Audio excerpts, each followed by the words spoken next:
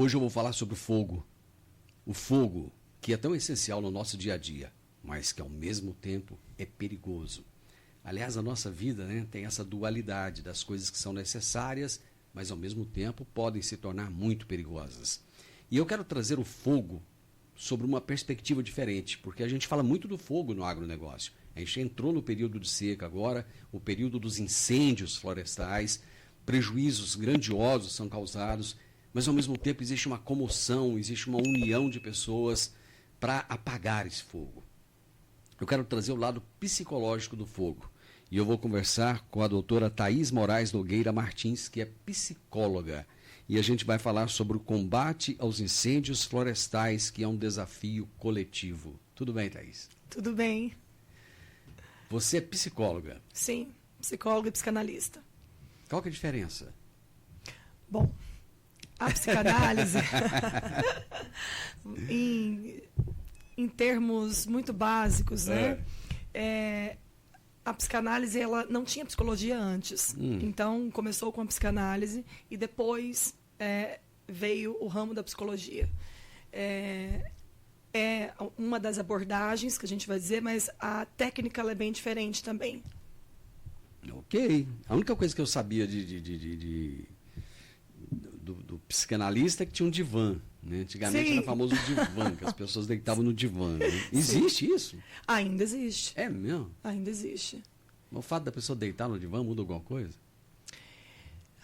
Não é todo paciente que vai para o divã, mas o divã tem esse lugar simbólico, não é sobre o sofá. Tá. É o lugar simbólico que ele tem numa análise. Legal. Mais ou menos isso. Bacana. O que psicologia tem a ver com agro? Olha, de forma muito abrangente, né? É claro que a psicologia está em todas as relações humanas, né? E o agro, ele também é permeado por relações. A relação com a natureza, que quem está interpelando isso é o ser humano. Então, a psicologia ela vai entrar em todas as áreas da vida, se eu pudesse dizer, inclusive no agro, e essa questão que você comentou sobre o fogo, né? Os incêndios florestais, que são muitas vezes provocados. E a gente tem uma diferença, né, entre, por exemplo, uma piromania, que é um transtorno psiquiátrico que é raro, que o sujeito ele vai ter um ímpeto de atear fogo, ele vai ter um prazer muito grande nisso, uma tensão enquanto ele não faz isso, inclusive, e um alívio dessa tensão depois. E temos também pessoas que não têm esse ato intencional, mas que destroem tanto quanto. Tá, vamos entrar nessa questão do fogo. Parece que o ser humano ele tem uma relação com fogo, né? Tanto é que o fogo do churrasco, né? Isso. Tem gente que para preparar um churrasco, o ato de fazer o fogo já parece que é melhor do que fazer o churrasco, né? O ser humano ele tem essa relação. Um dia desse eu fui numa área rural que tem uma cachoeira. E o proprietário queria mostrar para a gente a cachoeira, tão lindo lugar. E primeiro que chegamos lá, assim, tanto eu quanto o proprietário, ficamos assustados com a quantidade de lixo, de sujeira que as pessoas deixavam lá. Parece que o ser humano tem prazer em sair daqui e levar aquilo para aquele local e deixar lá. Segundo, a quantidade de fogueiras. Não é que alguém fez uma fogueira e todo mundo que chegava usava aquela fogueira para acampar ali, sei lá. Não, tinha um monte de fogueira ali. Então, como é que é essa relação do ser humano com fogo? A relação do ser humano com o fogo muda, né? A relação do ser humano, inclusive, com a natureza. Então, claro que é mais antigo que isso, mas 400 mil anos para cá, é uma certa datação, né? O fato do ser humano ter o controle sobre o fogo, fazer fogo quando ele bem entende, ele consegue ter um domínio sobre a natureza. Então, antes, né, os alimentos crus, depois alimentos cozidos, essa reserva energética com o alimento cozido, que sobra muito mais reserva energética para o cérebro, Uhum. né? Depois, a relação da proteção de outros animais, animais selvagens, fez com que o ser humano tivesse a sensação de fato, um controle sobre a natureza. A questão é quando esse controle começa a ser deletério, né? Começa a ser prejudicial. Ao invés de cuidar da natureza, ele começa a destruir a natureza. E aí o que o Freud vai chamar de pulsão de morte. Pulsão de morte? Pulsão de morte. Ele diz, nós nascemos, todos nós, com duas pulsões aí. A de vida e a de morte. A de vida mantendo a autopreservação. Então, mantendo a vida, esticando a vida ao máximo possível. E a pulsão de morte são hábitos destrutivos.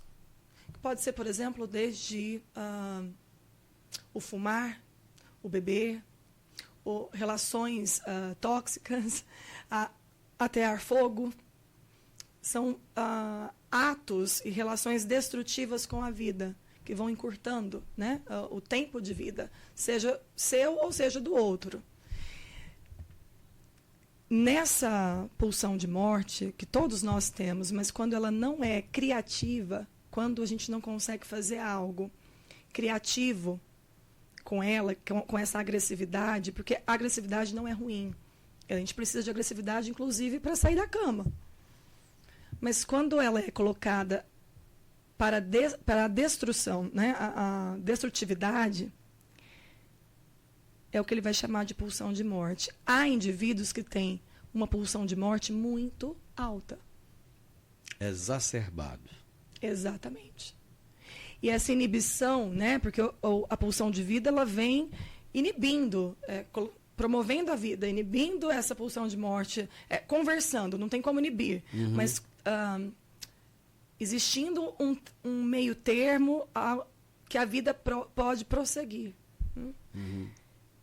Nesses indivíduos onde a gente fala que tem uma dificuldade com essa pulsão de morte, geralmente são indivíduos que sofreram traumas iniciais de vida, que tiveram um mau acolhimento na vida pelos cuidadores, uma relação psíquica que não consegue conter tanto a vida. E aquilo ali, de alguma maneira, ele talvez não, eu creio até que inconsciente... Inconscientemente. Ele vai fazer esse sintoma. Então, o atear fogo, ele é sintomático. Ele está trazendo essa constatação que aquele indivíduo tem uma pulsão de morte muito alta, que a pulsão de vida não consegue barrar, e, claro, ele precisa de um tratamento para isso, né? Ele precisa de um acompanhamento psiquiátrico, um acompanhamento psicológico, porque não é assim, apenas não vou fazer. Para quem tem esse transtorno, aí eu deixo bem clara a diferença, né? Entre o transtorno, a piromania, e indivíduos que jogam, sei lá, uma bituca de cigarro, não é intencional, mas acaba provocando. E nesses indivíduos, aí realmente, né, essa instrução que muitas vezes falta. Aliás, eu quero entender um pouco disso. Bom, primeiro que eu já vi vídeos, né, pessoas que acabam conseguindo filmar de alguma maneira, de gente que o cara para o carro na beira da estrada, para uma moto, para uma bicicleta na beira da estrada, vai lá, coloca fogo, ateia o fogo e vai embora. E deixa o mundo acabar atrás dele. Ele fez aquilo intencionalmente. E existem pessoas que, por mais que você explique que, olha, você não pode juntar um monte de folha no fundo do seu sítio, no fundo do seu rancho, no fundo da sua casa, e colocar fogo, porque isso vai provocar incêndios que podem levar pessoas à morte. E parece assim, não adianta você fala, repete isso. Olha, sei lá quantas entrevistas eu já fiz, Thaís, sobre esse assunto. E todo ano eu entrevisto o pessoal do Corpo de Bombeiros, e eles falam mesmo, existe uma cartilhazinha, que não é nova, cartilha antiga, onde eles explicam ali, olha, não junte nessa época as folhas e coloque fogo, porque esse fogo ele pode se espalhar. Parece que essa mensagem não entra na cabeça. por que essa repetição ela não se torna algo que as pessoas internalizam? Parece, sabe quando o chat GPT você tem que toda vez explicar a mesma coisa para ele? Parece que tem repetitivo. gente. Parece que tem gente que é a mesma coisa. Toda vez você tem que explicar a mesma coisa e ele não entende, ele não aprende. Porque esse tipo de público, se eu pudesse colocar, que tem muito, né? Nessa instrução, nada é absorvido ali. No sentido de ele entende que não deve, mas ele repete, é isso que você colocou. Ali, nesse sentido, uma certa relação com algum nível de punição. O sujeito ele precisa temer perder algo para ter uma mudança drástica. Sempre. 90% das vezes. Então, o medo de ser punido faz com que ele não faça determinada coisa. Exato, que ele não fique propagando essa repetição. Claro que não é interessante que seja a única frente, mas de uma forma muito direta.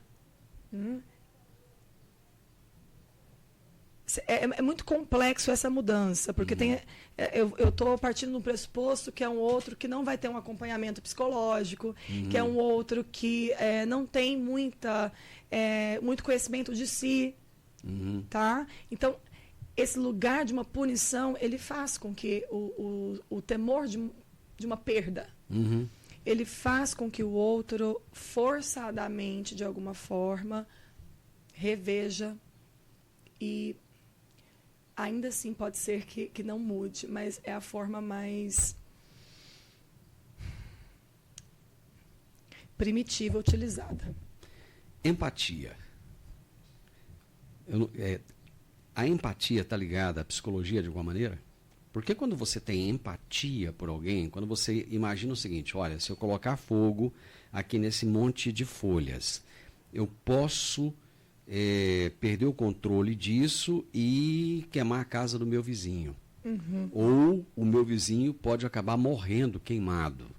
Então, a partir do momento que você tem empatia pelas outras pessoas e pensar, puxa vida, aquilo que eu não quero que alguém faça para mim, eu não vou fazer pelo outro. De que maneira a psicologia trata isso? Interessante, porque na psicanálise, o Freud ele parte do seguinte pressuposto. Esse enxergar o outro, ele é fundamental para viver em sociedade. Mas a gente não faz isso porque a gente é bonzinho, tá? Ah, não? Não. Não existe ninguém bonzinho. Ah, meu Deus.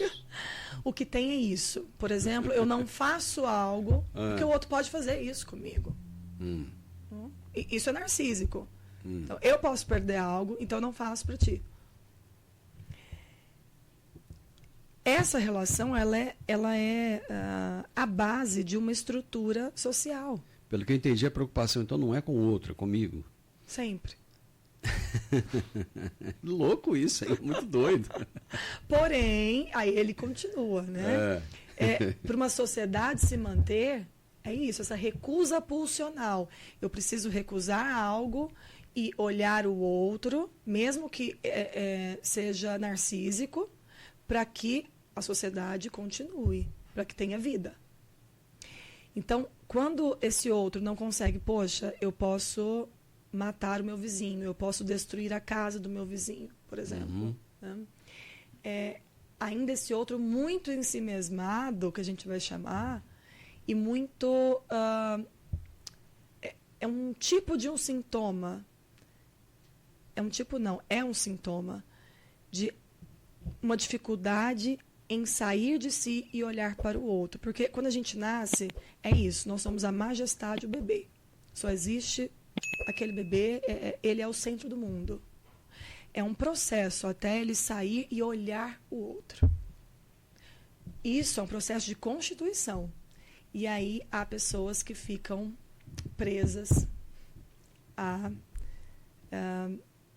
não conseguem evoluir nessa constituição do eu. Ele continua sendo bebê para sempre. Isso. No sentido de que ele não valoriza aquilo que vem de fora. Isso. Seria mais ou menos isso. Mais ou menos isso. É a hora que o cara vai ali, por exemplo, no lote do lado da casa dele, põe fogo no mato que está seco, sem se preocupar. Às vezes você tem uma pessoa idosa do lado que tem um problema respiratório e que não pode com fumaça. Ou tem um bebê naquela casa e aquilo pode provocar algum problema. Quer dizer, ou pensar também na natureza, que é outro. Então, exatamente, fica nesse lugar da majestade o bebê, às vezes 50, 60, 70 anos ou a vida toda. como mudar isso? Como a gente... a gente fala muito da comunicação, né? Muito de comunicação do agro, por exemplo. Eu ouço muito falar assim, o agro não sabe se comunicar, mas eu acho que muitas vezes a comunicação ela é falha, não apenas no agro, mas na sociedade como um todo. A prova disso é o fato de a Prefeitura de Rio Verde, por exemplo, ter um caminhão que pode vir buscar o seu sofá velho, o seu guarda-roupa velho e levar isso para um ecoponto, levar para algum lugar. E o ser faz questão de pegar aquele colchão velho que ele não quer mais e colocar na porta da casa dele e deixar derreter lá meses a fio. Às vezes chove por cima daquele negócio, aquilo fica com mau cheiro e ele não tem a coragem de tirar ou de ligar na prefeitura e falar assim, por favor, você pode vir buscar aqui um colchão velho que eu descartei? Então, assim, como fazer esse trabalho de comunicação, como fazer esse trabalho educacional? Olha, é o trabalho mais difícil que tem, né? Essa parte educacional mesmo. Como fazer algo nesse coletivo que, na verdade, também é tão individual. Porque se esse sujeito consegue ver o outro, muitas vezes não consegue, mas como que também... Aí eu diria, essas políticas, inclusive públicas, de saúde mental também, né? Não é tão acessível assim.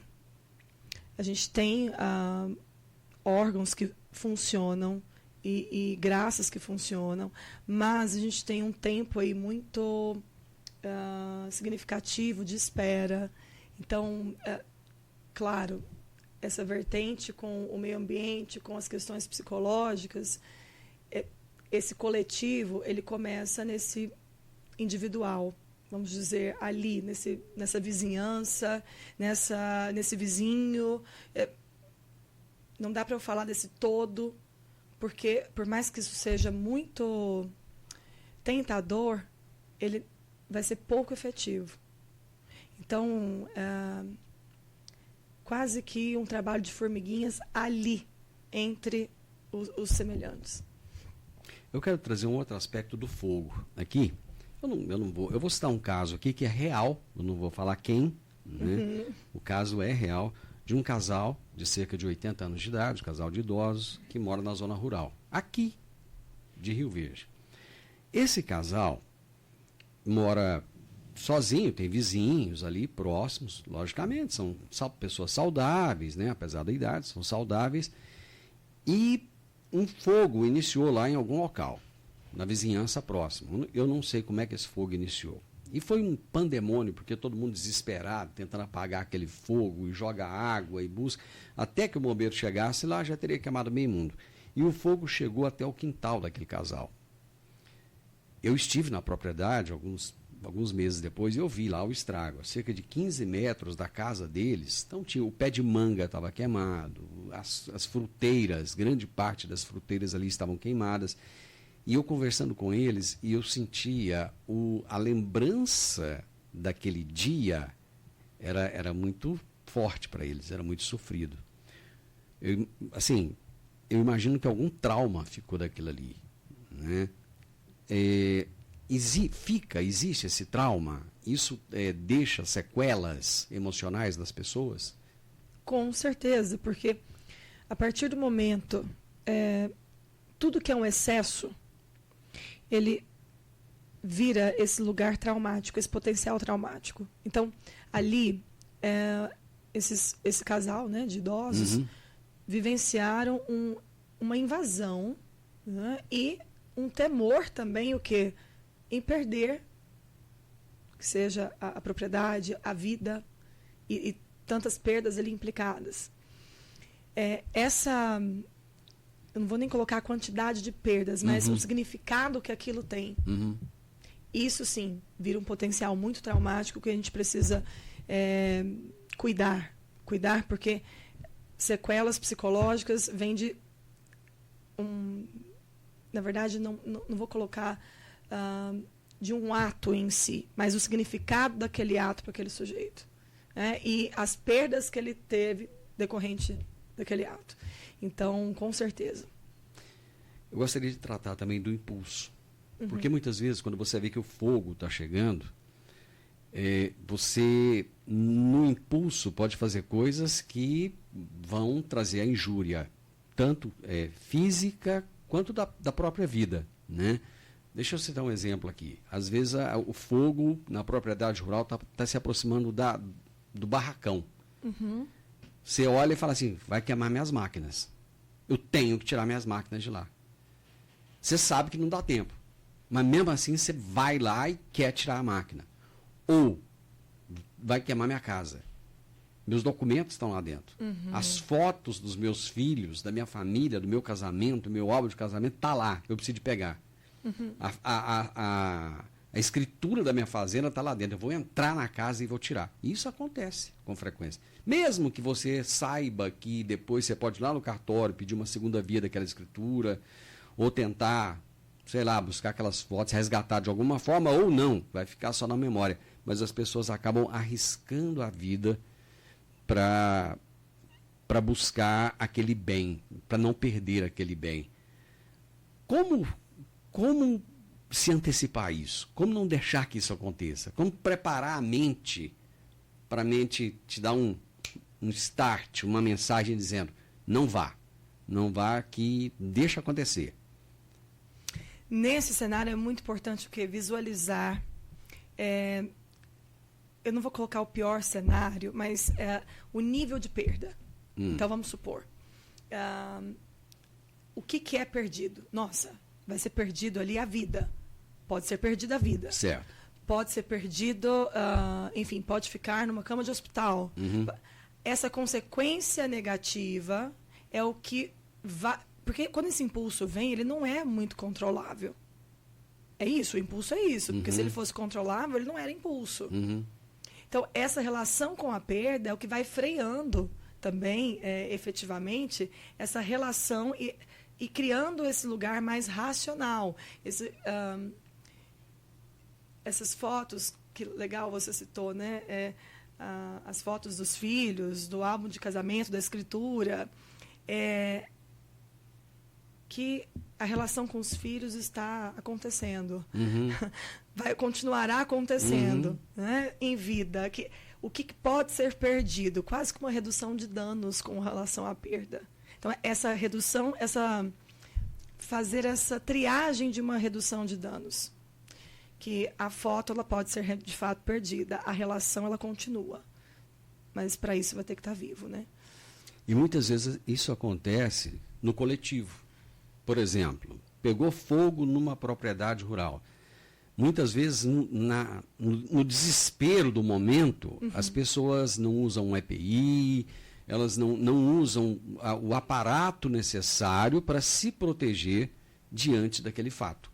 Porque um fogo ele pode virar a qualquer momento. Ele está num canavial, por exemplo. Vou citar o exemplo de um canavial.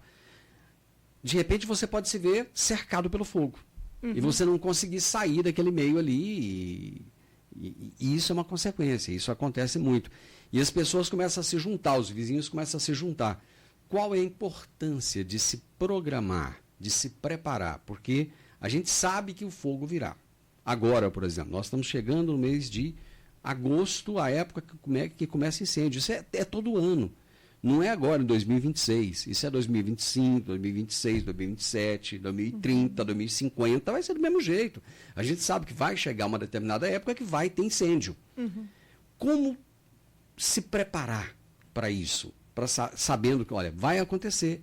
Vamos nos preparar, porque vai chegar uma hora que nós teremos que atuar em conjunto contra esse processo de degradação que vai acontecer. Esse treinamento, eu vou colocar treinamento porque é isso mesmo, tá?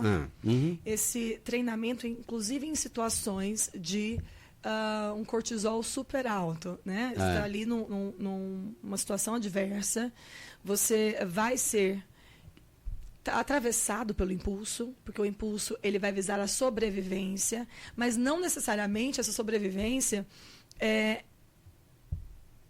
o ato que a pessoa toma, de fato, é o melhor ato para essa sobrevivência. Uhum. Então, esse impulso primário que vem, ele vem pensando aqui a melhor forma de sobreviver. E essa reavaliação, será que é a melhor forma mesmo de sobreviver? Só que isso precisa ser muito discutido antes. Então, por exemplo, começou a pegar fogo, né? Esse equipamento, poxa, eu posso demorar para, sei lá, 1 minuto para colocar esse equipamento. Uhum. Né? Mas esse 1 minuto aqui, na verdade, compensa várias outras coisas ali. Né? Então, esse certo não confiar nesse ímpeto que vem de um impulso primário, de que aquele impulso vai ser o melhor para solucionar a questão, porque não vai. Um outro ponto que eu gostaria de colocar, e isso pode estar acontecendo nesse momento agora. Você está viajando, você está numa rodovia, você está no seu carro, de repente, não mais que de repente, você vê uma grande nuvem de fumaça. Um monte de carro parado. A pessoa resolve atravessar. Eu estou com pressa, eu tenho um compromisso, eu não posso deixar de chegar no meu compromisso e dane-se quem fica, eu vou conseguir passar. E muitas vezes não consegue. Uhum. Que conselho você, enquanto psicóloga, enquanto esposa, mãe, daria para essas pessoas? Olha, vocês não são tão potentes quanto imaginam. Tira a capa de herói. Exatamente, que é uma proteção narcísica, né? Vai dar tempo, vou conseguir. Eu serei o único aqui dessa multidão que conseguirá. Na verdade, para de se defender dessa capa narcísica, porque no final das contas, esse lugar de uma onipotência, né, de que vai dar tempo, de que você vai ser pego para uma outra coisa. Então, na verdade, é essa relação desse sujeito com uma onipotência que é a grande problemática, né, nesse caso que você colocou. Eu acho que o ser humano ele tem muito disso, né? Ele se acha sempre preparado para tudo. A gente só sabe que não está preparado quando acontece. Uhum. Né? Depois que dá ruim, ou depois que acontece, depois que você está no problema. Né? E mesmo quando você prepara muito, sim, quando você passa, você fala, opa, não era do jeito que eu imaginava. Eu vou trazer um outro caso aqui, e eu vou lembrando desses casos, isso eu vou recordando de coisas, né? A pessoa é engenheiro agrônomo, sua esposa é engenheiro agrônomo, né? Sim. Pois sim. é. Isso acontece muito com engenheiros agrônomos. Ele vai para uma determinada propriedade rural, que ele tem que ir lá, sei lá, dar uma consultoria, fazer uma venda, alguma coisa assim. Uhum. Ele chega, a colheitadeira está trabalhando ali, está colhendo. Uhum. Ele está no carro, na caminhonete da empresa, está lá na... Ele para esse carro em cima da palhada. O motor do carro está quente. Aquece a palhada que está embaixo. Pega fogo no carro. E muitas vezes pega fogo na lavoura inteira. Uhum. Eu já vi casos reais, já vi fotos, vídeos com o carro totalmente em chamas. E lavou, aí a lavoura pega fogo, tudo pega fogo ali.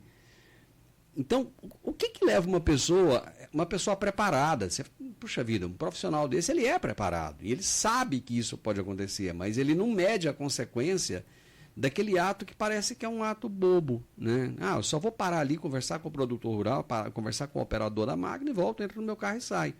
Mas o tempo que ele vai fazer isso é o tempo suficiente de um fogo começar. Claro que aí ele não está mitigando riscos, né? Ao mesmo tempo que essa dialética com eu só vou fazer isso, é bem rápido. Na fantasia da pessoa, não tem risco nenhum. Uhum. Essa é a questão. É algo muito... vai ser tão breve que não vai... E esse tão breve, né? Esse tão que parece que não tem risco nenhum, e essa relação com o tempo, essa relação inclusive com as regras, com o tempo e com as regras. Ele sabe, ele é instruído, né? Que pode acontecer, mas entra nessa questão da onipotência de novo. Acontece, pode acontecer com fulano de tal, com ciclano, com sei lá quem, mas comigo não.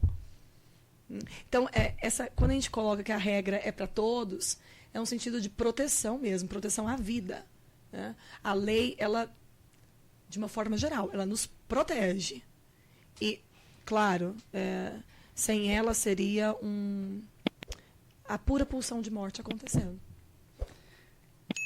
Olha, eu tô encantado com a nossa prosa, viu? Porque eu nunca, assim, antes eu nunca tinha imaginado poder tratar de um tema tão real, de um tema tão latente, tão atual, dessa maneira que nós tratamos. Eu adorei falar com você. Gostaria que você deixasse um recado para quem está nos ouvindo, para quem está nos assistindo, e que nesse momento pode estar pensando, né? Puxa vida, um fogo pode acontecer a qualquer momento. Bom, o recado mais analítico possível que eu vou deixar aqui, enquanto psicanalista e psicóloga, cuide daquilo, né, que é teu e que é do outro. Inclusive, quando você cuida daquilo que é teu, você também está cuidando daquilo que é do outro. Porque é isso. O limite, ele protege. Então, essa relação, por exemplo, se você tem alguma dificuldade, se você vê um ímpeto aí, um impulso forte em relações, em situações destrutivas, procure ajuda. Procure ajuda, porque elas existem, estão aí para isso. E, novamente, nós não somos superpoderosos, mas a gente pode alguma coisa. Então, fazer aquilo que é possível. Bacana. E não se preocupar com aquilo que você não tem controle. Exatamente. Também tem isso. Obrigado, viu? Prazer, satisfação. Gente, eu conversei com a Thaís Moraes Nogueira Martins, que é psicóloga. Nós falamos, olha só o tema, combate aos incêndios florestais é um desafio coletivo, mas tem que ser um desafio consciente. Então, para finalizar, o recado que eu vou deixar para você é o recado que eu já deixei aqui várias outras vezes. Você quer deixar o seu quintal limpinho? Deixe mesmo, é um direito seu. Juntou um monte de folha, coloque isso num saco, amarre, enterre, faça qualquer coisa, mas não coloque fogo, porque você pode estar colocando a vida da sua família, do seu vizinho em risco, tá bom? Se você gosta de fumar, problema seu. Eu não fumo, mas também não tem nada contra quem fuma. Cada um é cada um, escolha sua. Não jogue uma bituca de cigarro para fora do vidro do seu carro, porque pode ser que você provoque um grande incêndio, vá embora e nem saiba que foi você que provocou. Você está tomando um refrigerante, uma cerveja, um energético e está dirigindo na rodovia, não jogue a latinha para fora do vidro. Primeiro que você está sujando, emporcalhando a natureza. Segundo, aquela latinha pode iniciar um incêndio que você nunca vai saber que você foi o responsável. Cuide da sua vida, cuide da vida do próximo. Se você gostou dessa prosa, deixe um gostei, deixe comentários, compartilhe com outras pessoas e se inscreva no nosso canal. Um grande abraço para todos vocês e até a nossa próxima prosa. Tchau, tchau.